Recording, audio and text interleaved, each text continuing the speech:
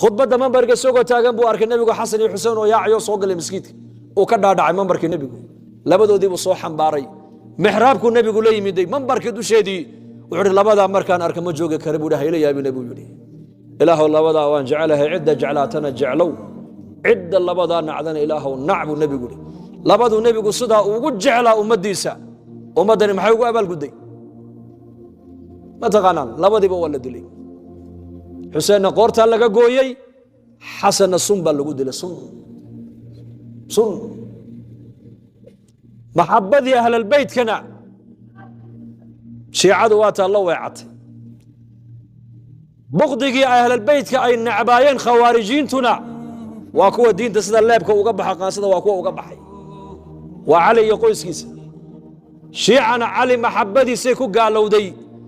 خوارجين تنا نعيبك علي أهل البيت كأي نعبيين أي كو قالوا بين داقتك قبحين labadaas uu nabigu ma joogi kara markaan arkay ilaahu nigi jeclaadana jeclow niki nacana ilaahu nac salaada isagoo tukanaya haduu yimaado Xuseen uu nabiga dhabarka ka fuulo nabigu sujuuda uu buu dheereysanaya leeyahay waa sunnaha markuu nabigu tukanayo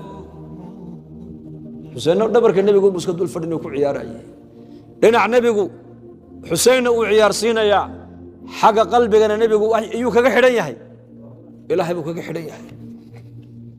ودون كذا حابس من الأقرع نرير مية